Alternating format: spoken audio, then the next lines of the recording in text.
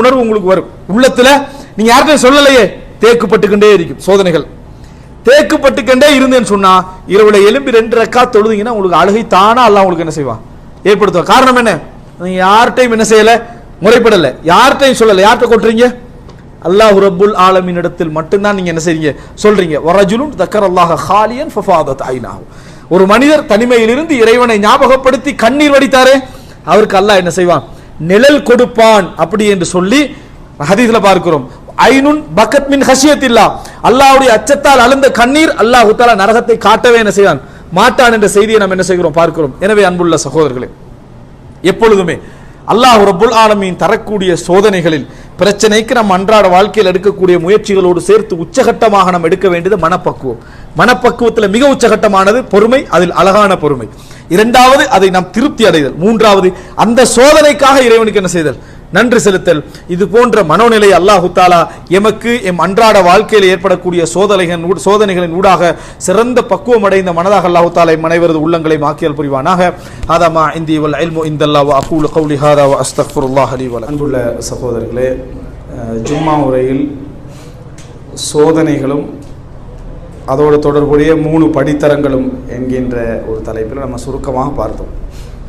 ஆனால் இதோடு சம்பந்தப்பட்ட இன்னொரு பிரதானமான ஒரு அகீதா நமக்கு தெளிவாக இருந்தால்தான் இது போன்ற நாம் பேசின இந்த சப்ஜெக்டுகளை உள்ளம் தாங்கிக் கொள்ளக்கூடிய இடத்துக்கு என்ன செய்யும், வரும்.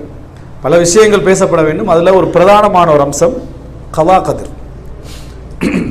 இந்த சோதனைகள் சம்பந்தமாக பேசுகிற நேரத்திலும் நான் சொன்னது போல சபர், பொறுமை, ரிலா, பொருந்திக்கொள்ளல், சுக்குர், நன்றி செலுத்தல், இவைகளெல்லாம் பேசுகிற நேரத்திலும் உள்ளம் எப்பயும் என்ன செய்யணும், ஒன்றை கேட்கும். ஏன் நான் பொறுக்கணும், ஏன் நான் அதில் திருப்தியாக இருக்கணும், ஏன் நான் அதுக்கு நன்றி செலுத்தணும். ஏன்னா வாழ்க்கையில் அது எதிராக தானே இருக்குது. பாவம் மன்னிப்பு ஓகே, எல்லா வகையிலையும் ஓகே. இதில் இருந்து இது ஏன் என்கின்ற ஒரு முழு வடிவத்தில் ஒரு கேள்வி ஒன்று என்ன செய்யும், உள்ளத்துக்குள்ளே இருக்கும். இந்த இஸ்லாமிய மார்க்கம் ஏனைய மார்க்கம் போல் இல்லாமல் சில அடிப்படைகளை எங்களுக்கு சொல்லி தந்திருக்குது.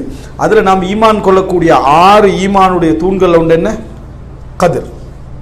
அல் ஈமானு பில் கத்ரி ஹைரிஹி வ ஷர்ரிஹி. ஈமான், அதாவது கதிரை கொண்டு நம்ம ஈமான் கொள்ள. அதாவது கதிர் என்று சொன்னால் என்ன அப்படின்னு நீங்கள் கேட்டீங்கன்னு சொன்னால், இந்த அல்லாஹ் ரப்புல் ஆலமீன் படைப்புக்கள் எல்லாவற்றையும் தனது தீர்மானத்திலும் தனது ஏற்பாட்டிலும் தனது அறிவுக்கு ஏற்பவும் தான் அல்லாஹு தாலா எல்லா விஷயங்களையும் என்றோ தீர்மானித்து நடக்க வைத்திருக்கிறான். என்றோ என்னது, எல்லாமே தீர்மானிக்க வைத்து நடக்க வைக்கிறான். அதே நேரம் எங்களுக்கு ஒவ்வொருவருக்கும் சுதந்திரமும் தரப்பட்டிருக்கிறது. அது எப்படி ஏற்கனவே ஏற்பாடு செய்யப்பட்ட பின்னால சுதந்திரம் தரப்பட்டிருக்கிறது என்கின்ற அந்த கேள்விக்கு பதில் தேட வேண்டாம் என்றும் ரசூலுல்லாஹ் என்ன செஞ்சாங்க, சொன்னார்கள். காரணம், மனிதனால் சில விஷயங்களை புரிய முடியாது என்பதை நம்ம புரிஞ்சுதான் இருக்கிறோம். சில விஷயங்களை எங்களால் புரிய முடியாது என்று நம்ம புரிஞ்சுதான் இருக்கிறோம். யாராக இருந்தாலும் எந்த விஞ்ஞானத்தாலையும் பதில் சொல்லாத சில கேள்விகள் இருக்குது. உதாரணமா, வீட்டில் என்ன கலா கதிர் போகிற நேரத்தில் சைத்தான் அந்த சிந்தனையை போட்டுக்கிட்டே இருப்பான். ஏற்கனவே எல்லாமே ஏற்பாடு செய்யப்பட்ட நமக்கு என்ன சுதந்திரம் இருக்குன்னு முதலாக கேள்வியை போட்டுருவான். அதனால சொல்லிடுறேன், சில விஷயங்கள் எங்களால் புரிய முடியாது என்பதை நம்ம புரிஞ்சு வச்சுக்கிறோம். ஒரே வீட்டில் நீங்கள் என்ன செய்றீங்க, மாங்காய் மரத்துக்கான விதையும் போடுறீங்க, தென்னை மரத்துக்கான விதையும் போடுறீங்க. ரெண்டும் பக்கத்தில் தான் வளருது. அந்த பக்கத்தில் வளரக்கூடிய மரத்தில் உள்ளது ஆரம்பத்தில் கசக்குது, 2வது புளிக்குது, 3வது இனிக்குது. அதுக்கு பக்கத்தில் உள்ள தென்னையில் வரக்கூடியது புளிக்கவும் இல்லை, ஒன்றும் இல்லை, ஒரே டேஸ்ட்ல கடைசி வரைக்கும் என்ன செய்யுது, இருக்குது. இந்த அதாவது வித்தியாசத்துக்கு எந்த விஞ்ஞானத்தாலும் என்ன செய்யலாது, விளக்கம் சொல்ல முடியாது. என்ன சொல்லலாம், மரம் எப்படி வளர்ந்தது, விதை எப்படி விருட்சமானது, அப்படி சொல்லி என்ன அந்த பழங்களுடைய நிலைகளை சொல்லலாம். சுவை ஏன் வேறுபட்டது என்றதுக்கு எந்த 2 பக்கத்தில் தான் நாட்டிக்கிறோம். ஏன் தென்னை மரத்தில் மாங்காய் வரக்கூடாது, மாங்காய் மரத்தில் தேங்காய் வரக்கூடாது, அப்படி கேட்கலாமா இல்லையா? இந்த கேள்வி வந்தா யாருக்கா பதில் சொல்லணுமா? இயலாது. அதுக்கு ஒரே ஒரு பதில் தான் இருக்கு, கலா கதிர். அதுல என்ன பதில் இருக்குது, இது அல்லாஹ்வுடைய விதி.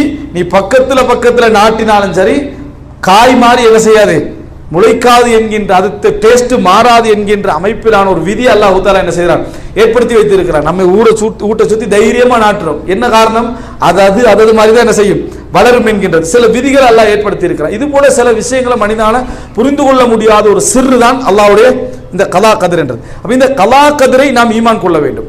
கலா கதிர் அப்படி என்று சொல்றேன்னா, கதிர் என்பது இறைவனது நிர்ணயம், கலா என்று சொல்றது இறைவன் அதை தீர்மானித்து நடக்கக்கூடிய அந்த சந்தர்ப்பத்தை குறிக்கக்கூடிய ஒன்று தான் கலா. இப்போ கலா கதரை நம்புகிற நேரத்தில் 4 விஷயங்களை கட்டாயம் நம்பணும்.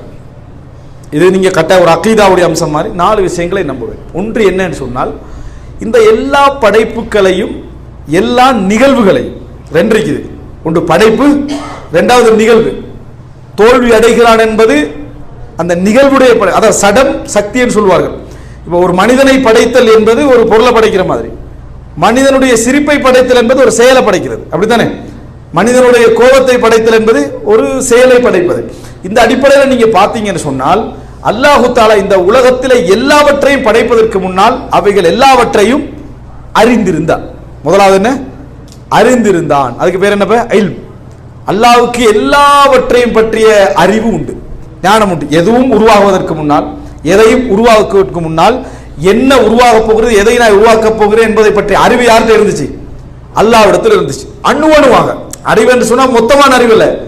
ஒவ்வொரு கிளை, ஒரு இலை எப்பொழுது விழும், அது எப்படி விழும், எந்த இடத்துல விழும், என்ன மாதிரி அமைப்புல விழும் என்கின்ற அந்த அறிவு கூட யார்கிட்ட இருந்துச்சு? அல்லாஹ்விட்ட இருக்கிறது. முதல் விஷயம். 2வது, இறைவன் செய்த வேலை என்ன அப்படின்னு சொன்னால், அந்த அறிவு எல்லாவற்றையும் ஒரு ஏட்டிலே அல்லாஹ் எழுதினான். ஒரு ஏட்டிலே இறைவன் எழுதினான் என்று நம்புது. எப்படி எழுதினா நமக்கு தெரியாது. அந்த ஏட்டுக்கு என்ன பெயர்? லவ்ஹுல் மஹ்ஃபூஸ், பாதுகாக்கப்பட்ட ஏடு. உம்முல் கிதாப்னு குர்ஆன் அல்லாஹ் தஆலா சொல்றான். அதுல இந்த உலகத்துடைய படைப்புகளை பற்றிய எல்லா செய்திகளையும், என்னென்ன நடக்க போகுது என்பதையும் அணுவணுவாக இறைவன் என்ன செய்தான்? எழுதி வைத்திருக்கிறான். அதுல இல்லாத ஒன்று இந்த உலகத்தில் என்ன செய்யாது? நடக்க போவதில்லை. எழுதாத ஒன்று நடக்க போவதில்லை. எழுதுறதுக்கு மாற்றமாக இந்த உலகத்தில் என்ன செய்ய போவதில்லை? நடக்க போவது இல்லை. 2வது.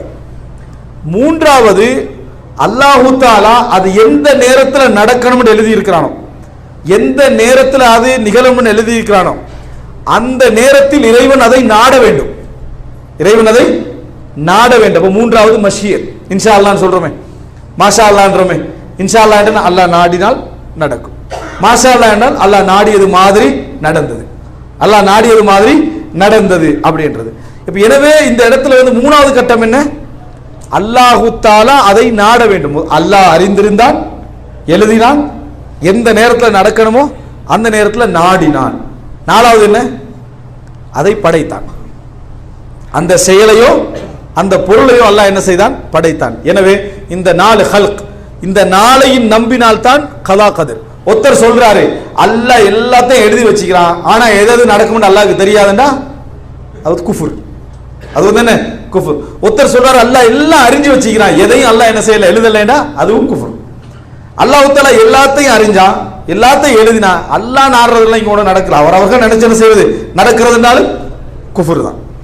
அல்லாஹ் தஆலா அறிந்தான், அல்லாஹ் எழுதினான், அல்லாஹ் நாடினான். அல்லாஹ் படைக்கிறது இல்லை என்றாலும் குஃபுர் தான். இந்த உலகத்தில் அல்லாஹ் நாடாத ஒன்று நடக்காது, அல்லாஹ்வுக்கு அறியாத ஒன்று என்ன செய்யாது? நடக்காது.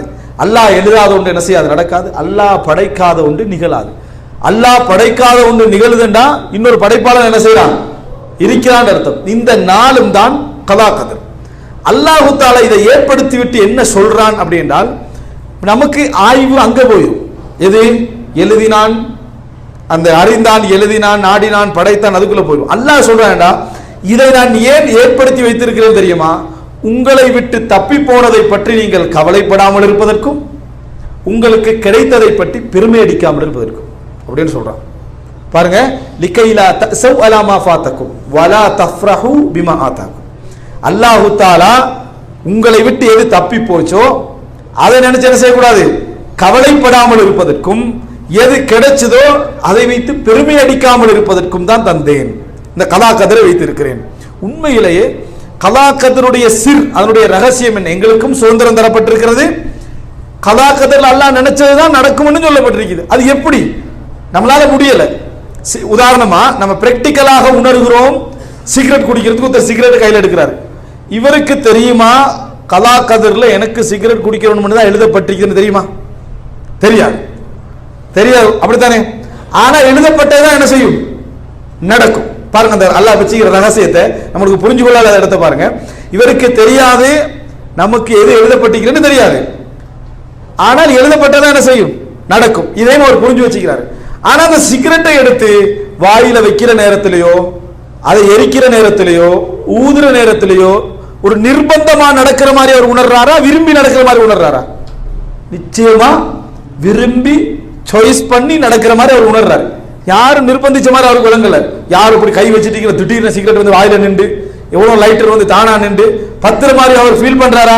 இல்ல, அவரா தான் எடுக்கிறாரு, செலக்ட் பண்ணி எடுக்கிறாரு, பிராண்டை பார்த்து எடுக்கிறாரு, இடத்தை பார்த்து எடுக்கிறாரு, ஆளை பார்த்து எடுக்கிறாரு, எதால பத்தைக்கணும்னு நினைக்கிறாரு, எல்லாமே அவர் தான் செய்யறாரு. செஞ்சு குடிச்சு முடிச்சுட்டு இவர் இப்படி சொன்னா எப்படி இருக்கும்?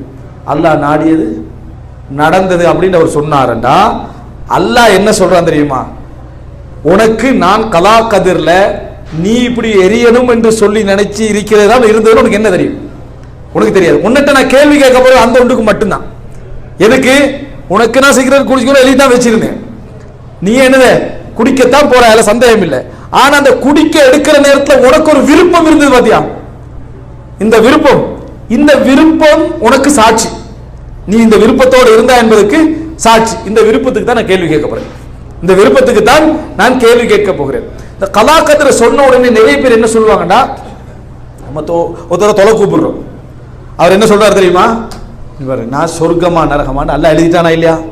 மௌலைக்கு விளங்கப்படுத்துறாரு அவர். அதாவது வயிற்றுல இருக்கக்குள்ளேயே எழுதிட்டான்னு நீங்க தான் சொல்றீங்க. சொர்க்கமா நரகமா திருப்பி நான் ஏன் பள்ளிக்கு வரும்னு கேட்டார்.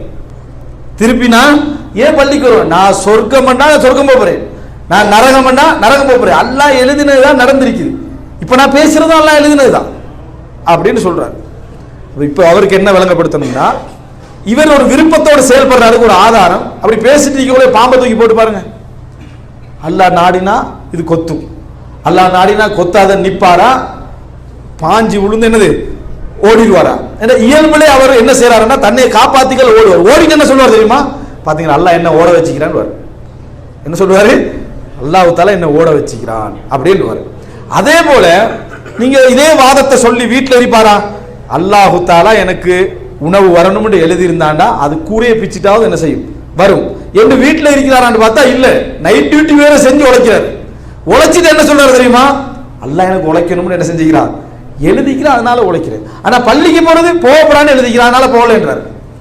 அல்லாஹ் தாலா பள்ளிக்கு போகக்கூடாதுன்னு எழுதிக்கிறான், அதனால போகல. தொழக்கூடாதுன்னு எழுதிக்கிறான், அதனால தொழல. திக்ர் செய்யக்கூடாதுன்னு எழுதிக்கிறான், அதனால திக்ர் செய்யல. ஜக்காத்து கொடுக்க கூடாதுன்னு எழுதிக்கிறான், அதனால திக்ர். சுபஹ் தொழக்கூடாதுன்னு எழுதிக்கிறான், அதனால என்ன செய்யல. இங்க உணவு தேடணும்னு எழுதிக்கிறான், அதனால உழைக்கிறேன். நோயிலிருந்து நிவாரணம் பெற நினைக்கிறேன், அதனால நான் மருந்து எடுக்க போறேன். எல்லாம் அல்லாஹ் எனக்கு உலகத்துக்கு சார்பாகவும் மறுமைக்கு எதிராக அல்லாஹ் எழுதிக்கிறான், நான் என்ன செய்யணும்னு கேட்கிறாரு. இப்ப இந்த இடத்துல ஒரே ஒரு கேள்விதான் இருக்குது. இந்த ரெண்டிலையும் அவருடைய விருப்பம் இருக்கிறது அவர் உணர்ந்துகிறார். அவருடைய விருப்பம் இருப்பதை, இதை செய்யாம இருப்பதில் விருப்பமும் அதை செய்வதில் ஒரு விருப்பம் இருக்கிறத உணர்ந்துகிறாரா இல்லையா? உணர்ந்து இருக்கிறார். நாளை மறுமையில் அந்த சிறு வெளியாகும்.